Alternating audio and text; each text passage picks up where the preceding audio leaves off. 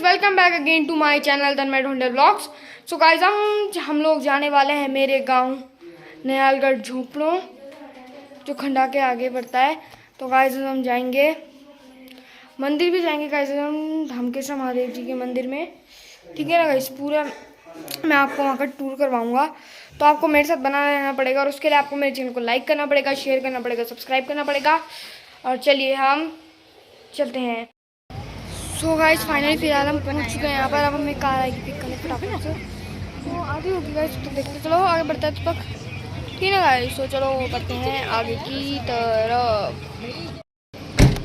So guys अब हम लोग जाएंगे, हमारी तैयारी हो चुकी है फुल लॉन जाने की यहाँ पर। तो चलिए अब चलते हैं बिना टाइम वेस्ट करें। ठीक है गाइस, तो चलो यहाँ पर हम चलते हैं।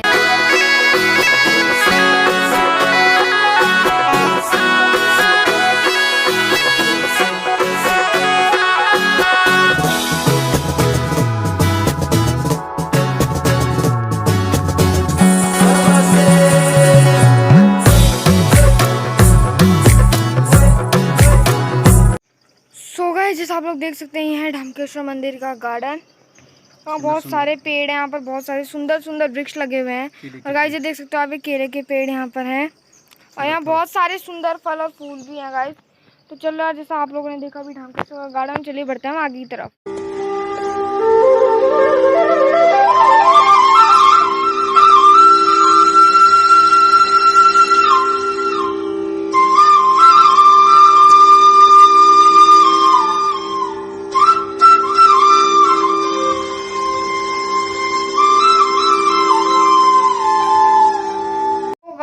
जैसा आप लोग देख सकते हैं यहाँ पर यह है सिद्धपीठ धामकेश्वर महादेव जी का मंदिर अंदर से।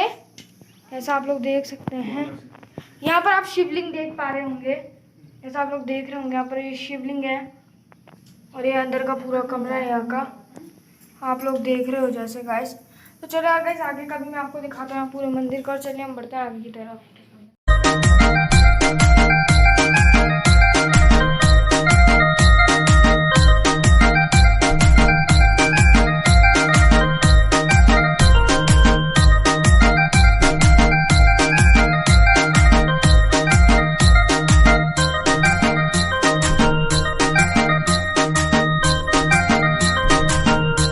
तो गाइस जैसा आप लोग देख सकते हैं पूरा मंदिर है यहाँ पर। जैसा आप लोग देख सकते हैं यहाँ सुंदर सुंदर पेड़ भी हैं गाइस। पूरा व्यू देख रहे हैं आप लोग यहाँ का, ये देखो गाइस, ये है पूरा मंदिर।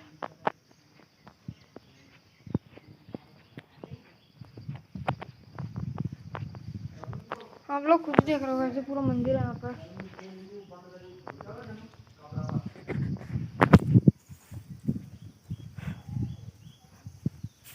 गाइस ये है पूरा मंदिर यहाँ पर, जैसा तुम देख रहे हो।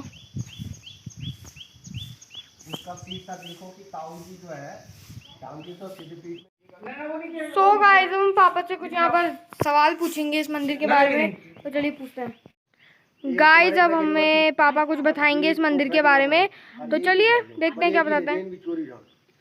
दगड़ियों नमस्कार, मैं राकेश ढोंडियाल और मेरा दगड़ा माँ मास्टर तन्मय ढोंडियाल। ये से पहले भी यून कुछ ब्लॉग वगैरह बने नहीं, लाइक करें, शेयर करें और घंटे को बटन भी जरूर दबाएं।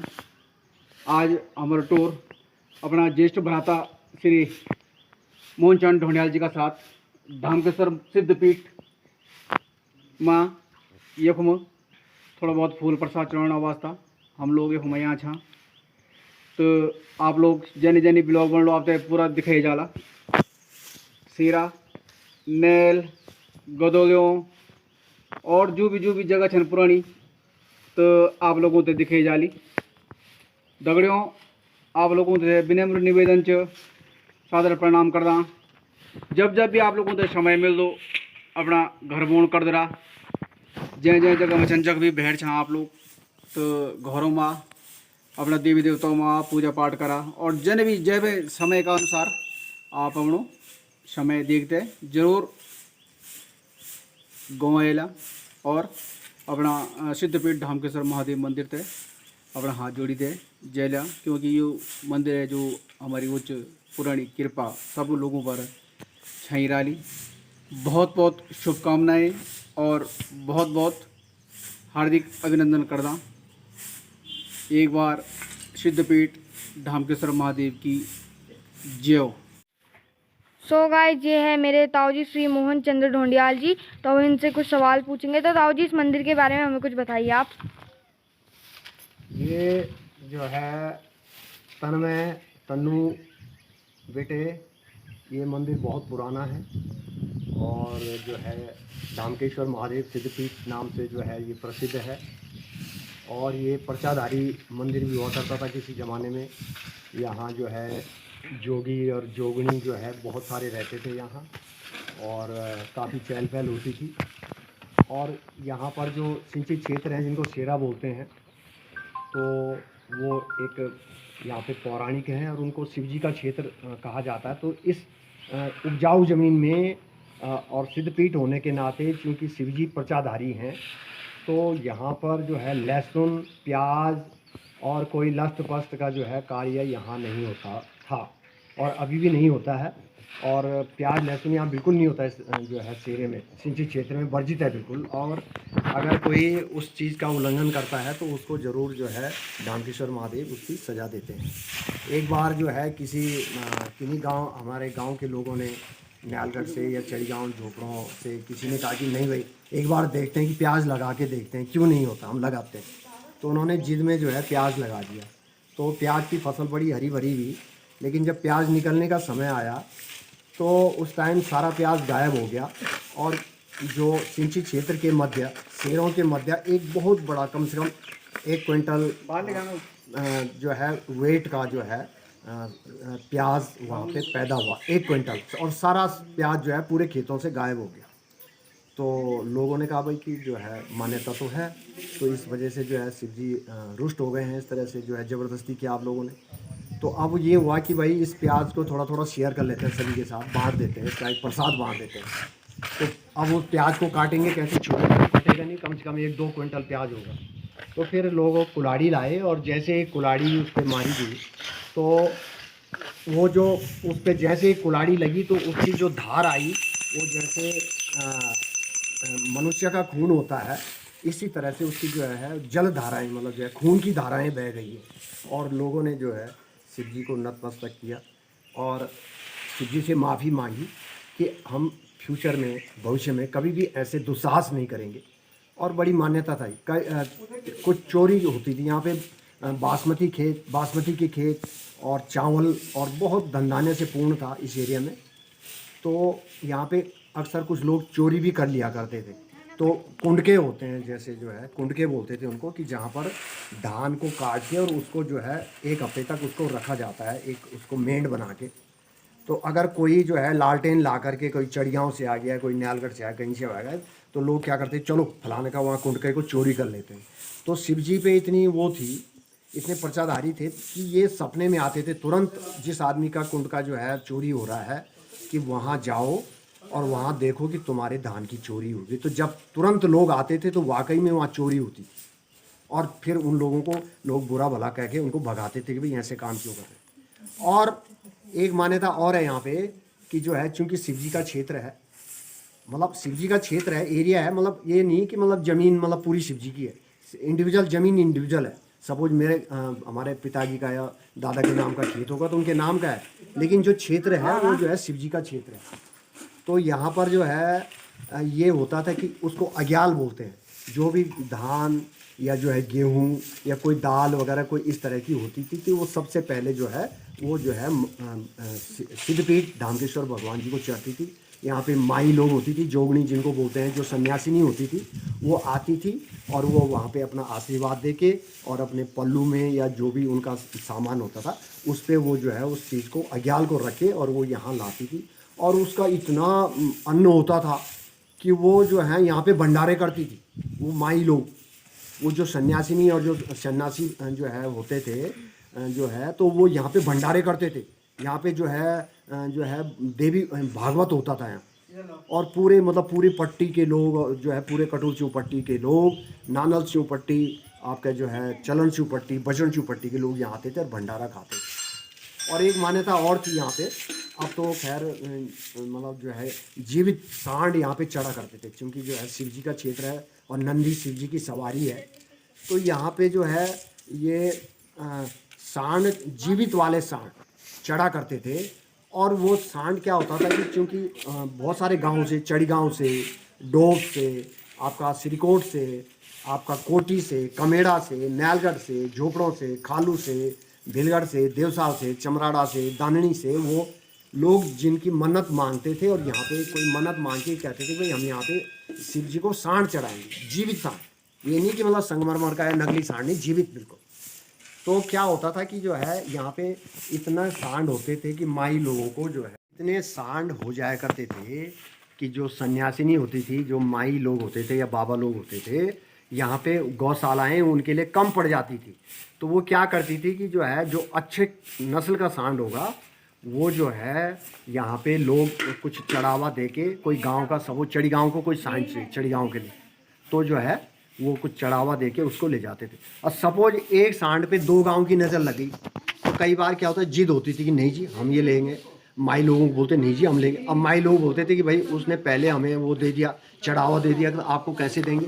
लेकिन बात नहीं बनती थी, तो आपस में झगड़े हो जाते थे और बड़ी मारकाट हो जाती थी, और फिर उसके बाद पुलिस वगैरह या पटवारी को बुला के वो मामला सेटल करना पड़ता था। तो खैर आज अब वो चीज़ तो नहीं है, कालांतर में जो है जीवित सांड नहीं है, पशुओं की कमी हो गई है, लोग जो है गाय वगैरह भी नहीं पाल रहे हैं।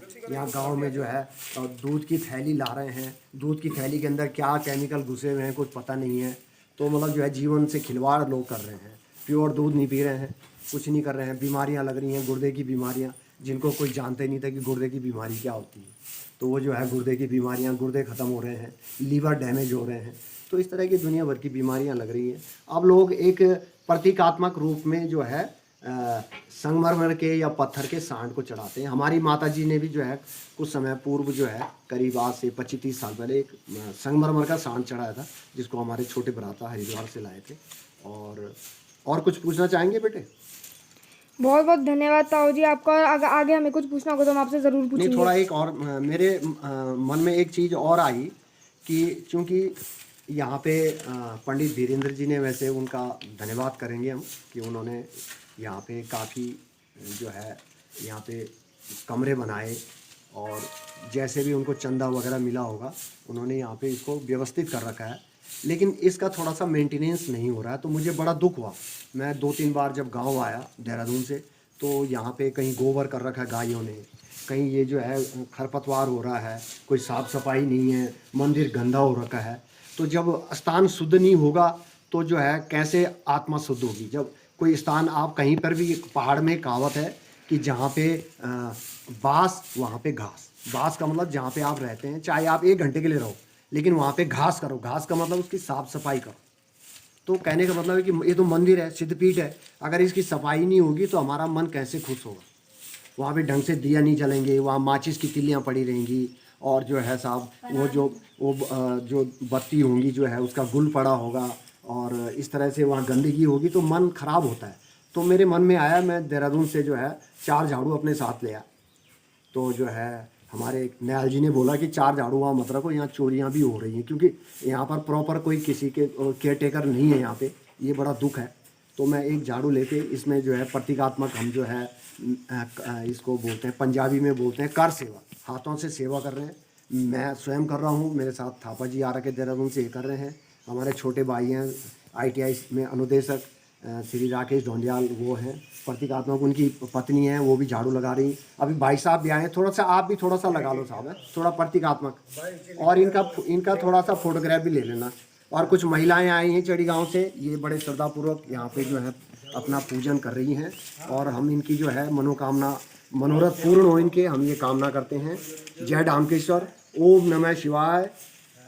और जो है तन्मय ढोंडियाल को हम उज्जवल भविष्य की कामना करते हैं कि ये अपने वीडियो इसी तरह से बनाते रहें, ब्लॉग बनाते रहें, और ये बच्चा काफ़ी होनहार है, आगे भी हम इसकी जो है तरक्की की ईश्वर से प्रार्थना करते हैं। जय डामकेश्वर महादेव, ओम नमः शिवाय।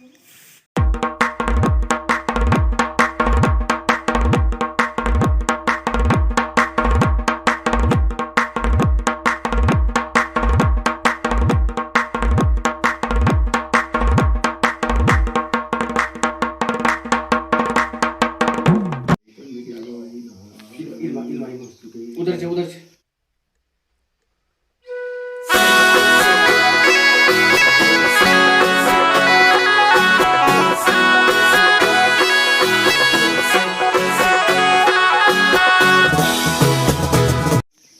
सो गाइस हम पापा से कुछ पूछते हैं। पापा मैंने सुना है कि जो ये राजकीय प्राथमिक ढामकेश्वर नाम का विद्यालय है, इसमें तुमने बचपन में तुम इसी में पढ़े थे, इसी विद्यालय में तुम्हारी पढ़ाई हुई थी? दगड़ियों नमस्कार। हम लोगों की सभी भाई बंधुओं की जो पढ़े लिखे हुई थी राजकीय प्राथमिक विद्यालय दर्जा 1 से 5वीं तक ये की हमारे लोगों की पढ़ाई हुई थी। वहाँ के बाद आप देखना होगा Dharma inter college, public inter college, Janata inter college, वो हमारी 10वीं तक शिक्षा दीक्षा हुई थी। और ये की बढ़ने हम लोग बड़ा हुए हैं और ये स्कूल बढ़ने हमने जो भी पढ़ी जो भी सीखी ये स्कूल है, देर की वजह से हम बड़ा पढ़े। धन्यवाद।